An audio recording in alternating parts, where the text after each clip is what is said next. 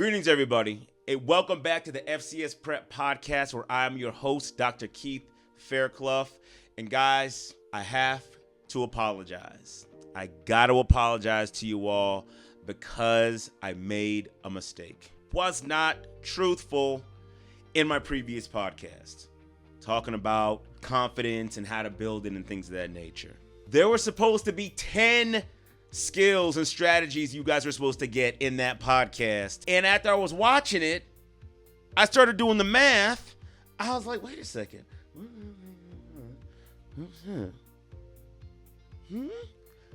I was missing 3 strategies. But to tell you the truth, though, the other one was running kind of long. So maybe it was actually a blessing that we actually forgot to add those on there.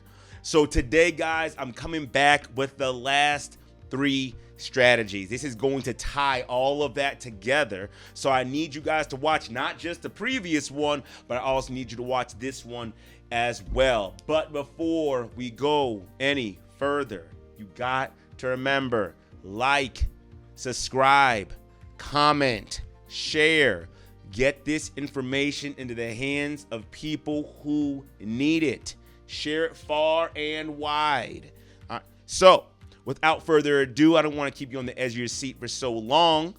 Let's get into it. Let's talk about it. What are the final 3 strategies to help build your confidence? The first one is you need to identify what your skills and your talents are. Now, this is so important because there are 2 categories for skills and talents.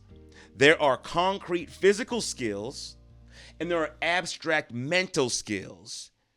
And there are none that are better than the other, right? They work together, right? So if you have physical skills, maybe that's what you primarily do, that's great. But don't look down on someone who doesn't have the same physical prowess or as you do, or technicality as you do, because their skills are just as important, those mental skills. We're talking about the difference between like a Usain Bolt and an Albert Einstein. We wouldn't look at neither one of them as, oh, well, they're not that great. As a matter of fact, I think it might have been Albert Einstein that said, if you judge a fish by its ability to climb a tree, then you're going to look at that fish in a bad way. That's a paraphrase on my part. But essentially, if you're looking at somebody who doesn't have physical prowess and comparing them in a physical prowess scenario, then no, they're not going to perform well. But if you compare them to what they're good at, what their skill, what their talent and ability is good at, then they're going to excel. And sometimes, guys, we find ourselves caught in this space where we're skilled heavily mentally and abstractly, but we're in a physical area, right? And so we then judge ourselves that way, and then we feel like, oh, but I guess I'm not that great.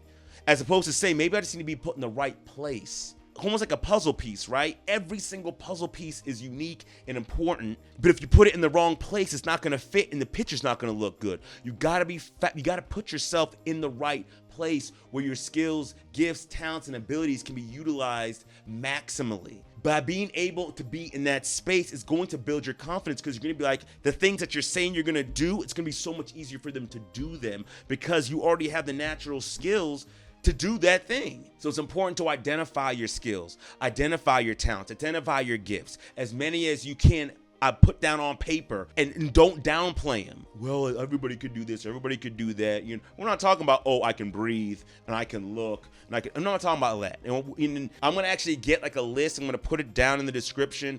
Actually, it won't be able to fit all in the description, so maybe I'll post it somewhere else or something like that. But long story short, I'm gonna get something listed out there to help kind of jog our minds and get us looking and seeing like, oh man, maybe I do have a lot more skills than I might give myself credit for. And then maybe you can start building your confidence. Because I know for me personally, one of the skills that greatly helped me to increase my confidence was the ability to write. I didn't know I could really write. It was just crazy because I always balled out in language arts and English and stuff like that. Whenever they asked me to write something, I was killing the game. But then I started doing creative writing, and then I started doing poems and raps and songs and stories, and my confidence just swelled because like, oh my gosh, the things I think about and I say I'm going to do, I'm actually doing them. I'm doing them well. So my confidence boosted drastically for that. Same thing when I was playing football. When I finally got around some people that I was playing, I trained and everything like that, and I was in the right position. I wasn't 180 pounds playing on the defensive or offensive line. I was playing running back. I guess I wasn't even that. I weighed actually more at the time when I started playing running back. But That was the position I was supposed to play, so I excelled in that position. I hope you guys are catching that, right? Identify your skills, your gifts, your talents and abilities, and then get in position where they can be used and utilized. And when you do that, you're going to start seeing your confidence boost because you're going to want to do more and you're going to accomplish more as a result. All right, next thing, learn from your mistakes. This is critical for us to learn from our mistakes. A lot of times we look at our mistakes, it's like, oh man, oh, woe was me, right? We already talked about in the last video about tracking your achievements and your victories, right? And the whole goal of that is a time together. But now this, and we're gonna look at our mistakes and what we learn from them, because the idea is to pull them apart. Instead of looking at them as these bad things, these horrible things, this evidence that we can't do or are not worthwhile or anything like that, what we want to do is we want to take these, rip them apart, and start looking at them under a microscope and say, okay, what did I learn from this? What did I learn from that? How did I grow from this? How did I not make that mistake again?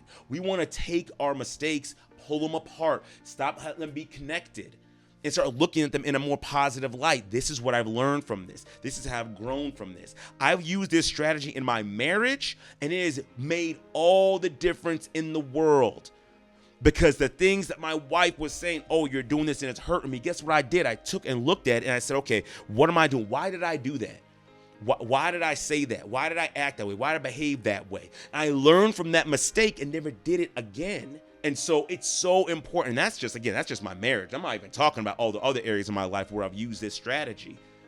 Because the thing is, if you can learn from that mistake, then the next time you set that goal or that thing you're trying to do, it's going to be a lot easier for you to accomplish that goal and for you to get closer to where you want to go. Thomas Edison, I believe he's the one that made the light bulb. If not, I think he is. I'm pretty sure he is. If he's not, then whoever the guy that made the light bulb is, he's the guy that said this, right? He was saying, someone was asking him about making a light bulb, and I guess he had tried like 1,000 times, and they said like, well, basically you kept failing. He said, no, I didn't fail, 1,000 times or 999 times. I learned 999 ways to not make a light bulb. He was learning from each and every failure. Every single failure had something in it that he could pull out. And then it worked in the next thing, and then the next thing, and then the next thing. And then eventually everything lined up, and then boom, we got light bulbs. So it's so important, guys, for us to learn from our mistakes. Pull them apart. Don't let them coalesce together and be your enemy and make you think that you can't accomplish anything and that you don't have any confidence and that you're not good enough. Don't do that. Learn from your mistakes. Very, very important. And the last strategy, the very last one, and again, put them all together. The last one is you need to build a positive support network. I'm going to say it again. You need to build a positive support network. People who will build you up. People who will lift you up. People who will speak life into you. People who will give you opportunities. People who will look out for you. People who will hold you accountable. People who are just full of positivity. Their speech just oozes with it. Their vibe just oozes with it, right? They vibrate on a higher level.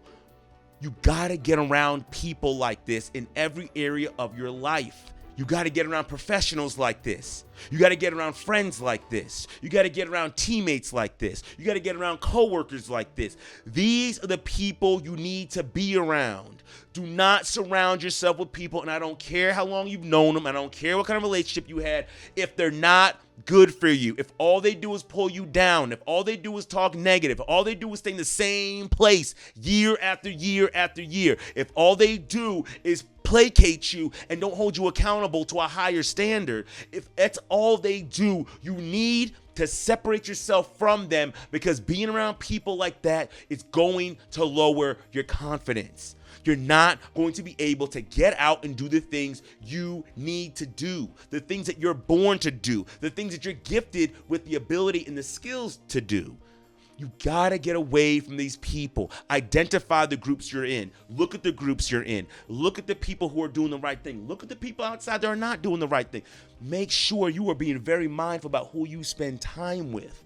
There's a saying that says, if you're around 4 rich people, you'll be the fifth one. If you're around 4 broke people, you'll be the 5th one. If you're around 4 people that have doctorate degrees, you'll be the 5th one. If you're around 4 people that are homeless and broke, then guess what? You'll be the 5th one. We need to make sure we are careful about who we let in our inner circle. But we need to build our network. It's so important. We need to build our network. That's it. I know it's a lot shorter today. Like I said, this is just the other 3, but I really wanted to kind of drive it home for you guys to kind of put it all together so you guys can start building your confidence and start tearing this world apart and just tearing your own life apart where you can just go skyrocket exponentially, just take off. Because I'm telling you, you're not as far away from where you want to go as you may think, as the world may tell you, as people with maybe limited minds and limited mindsets, they want to put those hindrances, those chains on you, those limitations on you. You can't allow people to put those limitations on you. You need to make sure with every part that's in you, you need to make sure that you are living up to your highest potential. And you do that by making sure your confidence is on point. So put all these skills together, guys. Put them all together and then take off in a big, mighty, fast, awesome, exponential way. Guys, I love you. Hope you all have a great, awesome, and blessed day. Remember, we're here, FCS Prep, real change right now. If y'all need anything, reach out. That's what we're here for. Again, love you guys. Y'all take care. Have a great, awesome, and blessed day.